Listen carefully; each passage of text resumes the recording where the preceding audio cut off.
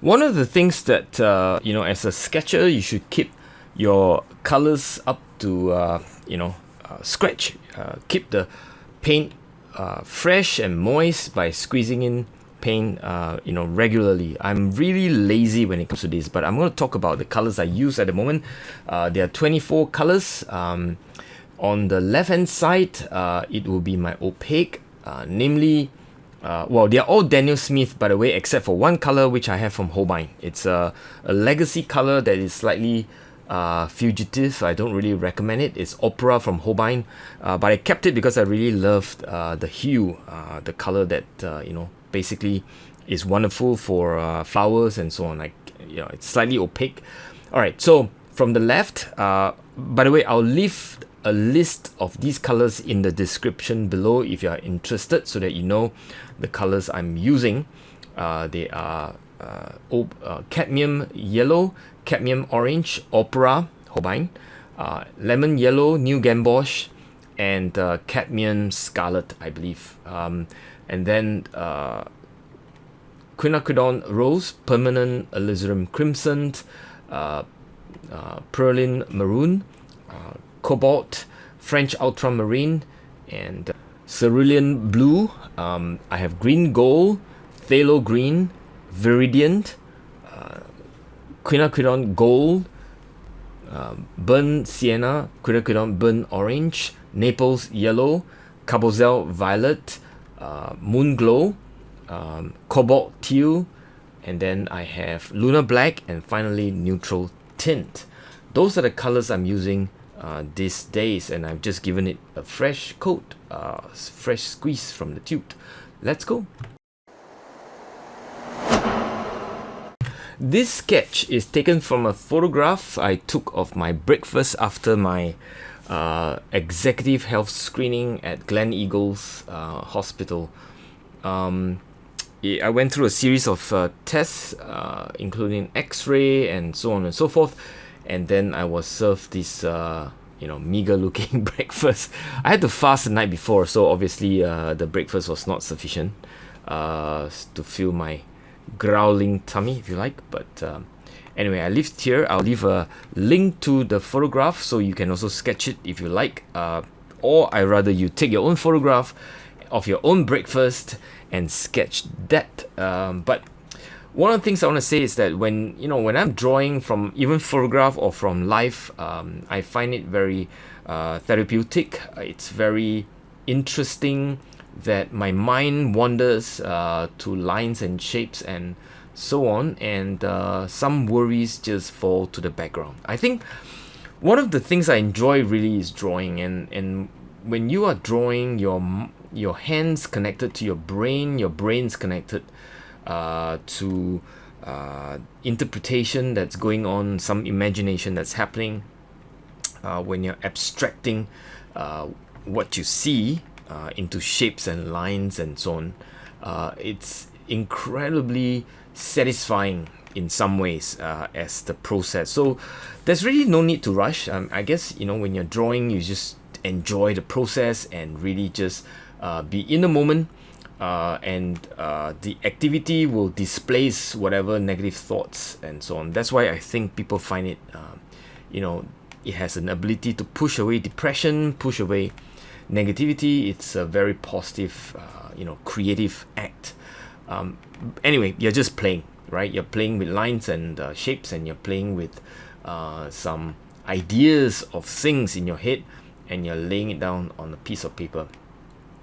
I'm actually not using my own recipe here.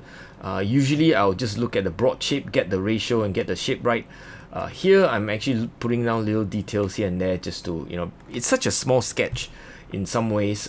If you struggle with it, then you gotta go back to macro first, then micro. But once you get a hang of it, you can kind of loosen out and break the rules and go with the details first as well. Although it's not the best thing for beginners to start, and so I'm actually not doing what I'm preaching, so to speak. But I'm kind of enjoying myself, just doodling away with my pencil, and having the weight of the pencil, and feeling it and designing it, the sketch in such a way that I just want to feel the page and make sure that I can paint. After all, the lines is to contain the colors, and the colors is really what I also enjoy tremendously putting down on sketchbooks. So I'm about done with my sketching. Made lots of mistakes, but it doesn't matter, it's just a sketch. And I'm just going to basically put some lines, the tables, and that's how I intend to paint it as well. So here we go. We're going to put some colors. I think we will start with the cherry tomato, the small little bright red bulbs. And one of the thoughts that I have while I'm putting down the color is, okay, I'm going to put down lots of red. I'm going to put in permanent alizarin crimson, a bit of quinacridone rose, a dash of new gamboge, and maybe a small dash of cadmium orange as well.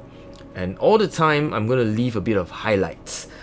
The highlights, well, I could kind of put my Copic white as a white, opaque white at the end, but I kind of rather just leave paper white, and it's also a lazy way of leaving the highlights of the cherry tomatoes, if you like. So I'm leaving a very juicy amount of white for each of the cherry tomato, as you can see.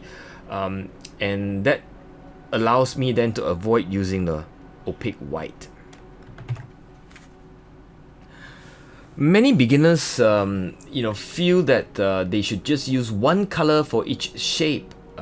I feel that as you progress, you should try to dump in as many colors per shape as you can, even though the shape might be small. The stuff I'm doing now, I have taken off some moisture. When sometimes the little shape has too much water in it, you do need to take away the moisture, partly to stop the flow of water and partly to create a bit of texture. As you know, if you lift some paint, it creates something that your brush can't do, and it creates a certain amount of texture in that shape that you put in. I'm trying to make some little lines as well, so create a bit of a quality of lines difference between thick and thin lines covering the cherry tomatoes.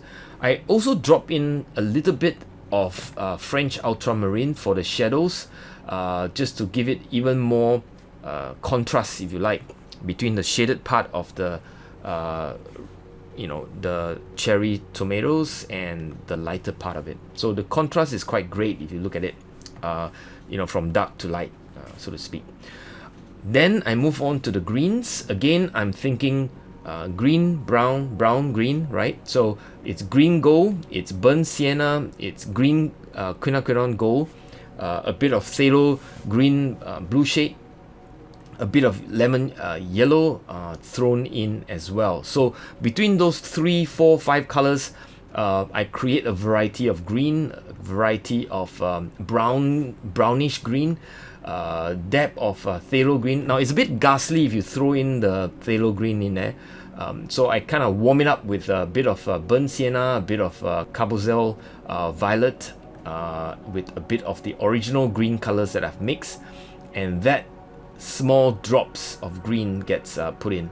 As you can see, green is sort of an earth color. It's nice when you are mixing it with brown. So whenever you think green, think brown. Whenever you think brown, think green. They go together really, really well. The eyes are accustomed to it because in the tropical scenes, like in Singapore, as you look out the window or look out, as you go walk about, when you see earth color brown and plants, tree green. So those two are very, very easy to mix on your palette, as well as if you have them mix on paper as well. The next one, the next shape is the hash brown. In this case, is the orange shaped hash brown. I'm very careful in trying to lay down the yellow, orange, brown combination. I've kind of touched the cherry tomato a little bit. The red has kind of spilled into the shape, but it doesn't matter. This is watercolor. The spillage is actually a good thing. I try to texture it by dropping in a bit darker, some of the dark spots of brown, leave some whites intentionally, even though if you look at a photograph, that's nowhere near as paper white in terms of the highlights, but it doesn't matter, it's a sketch, so you can actually just play around with it anyway.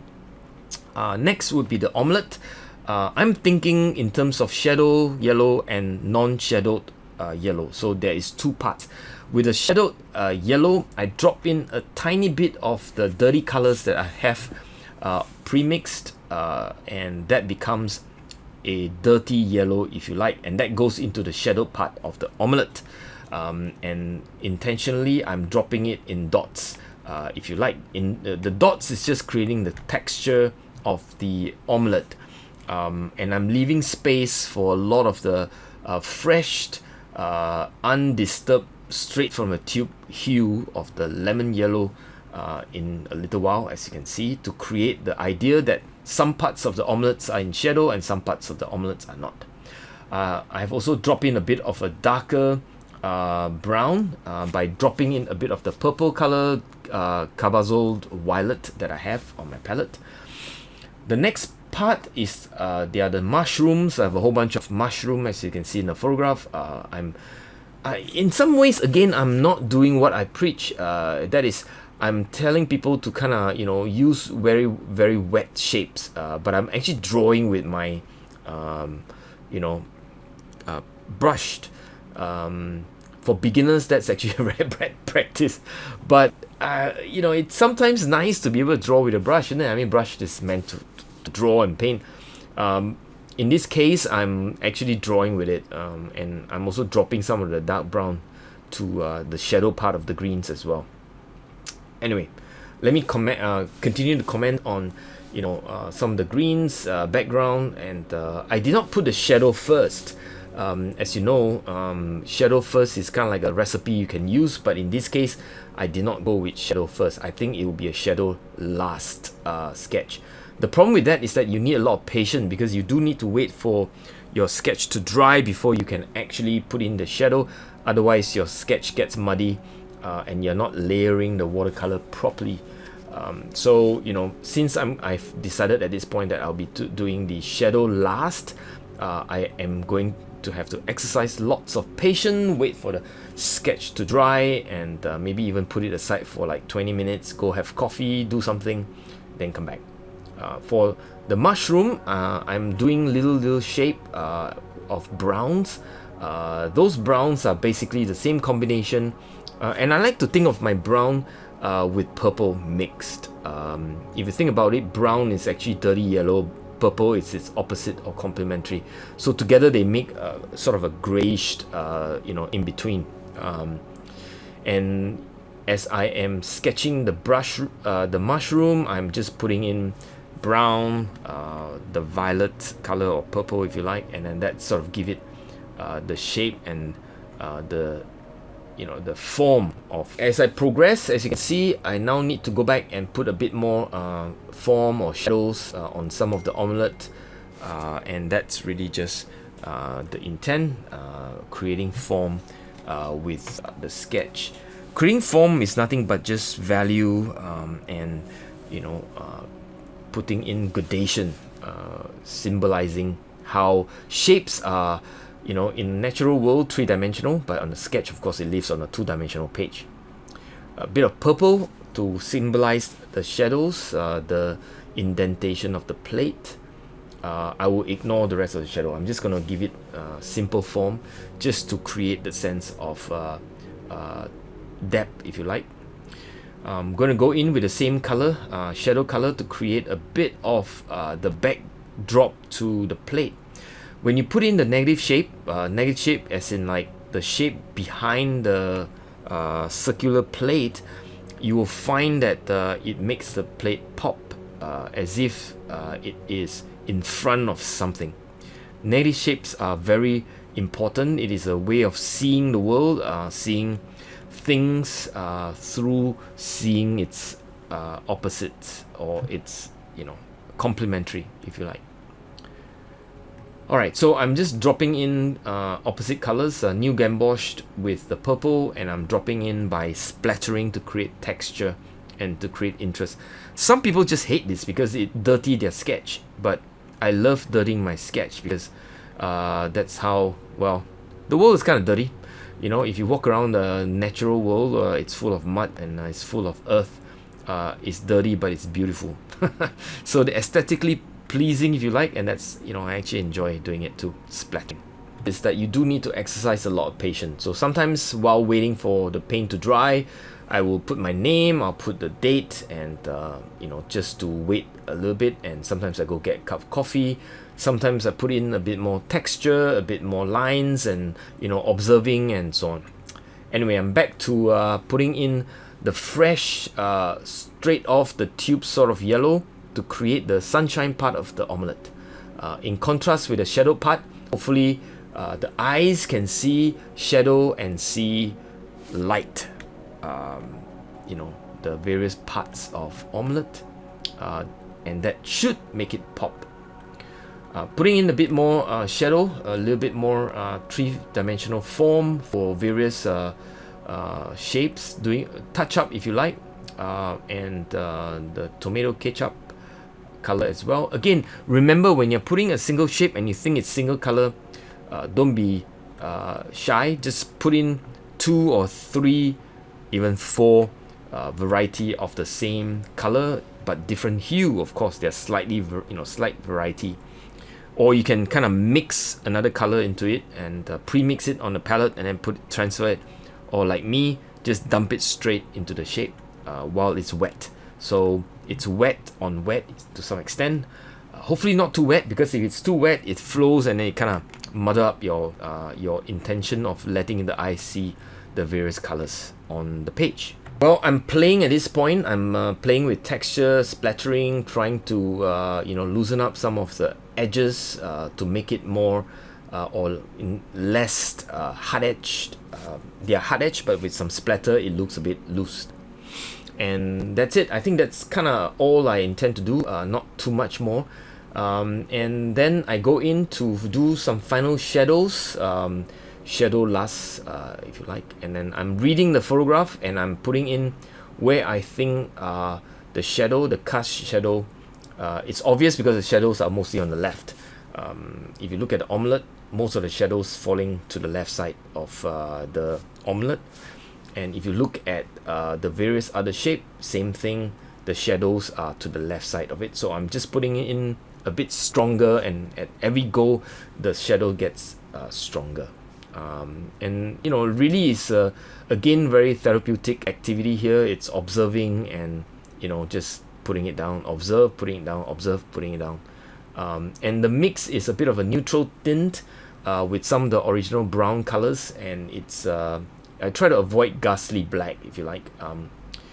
Black has its use, but it's not always useful to put straight down black. It's a bit too ghastly for shadows. So here we go. That's the sketch, and I hope you enjoy today's episode. And you stay safe wherever you are, and enjoy the weekend too. Bye for now.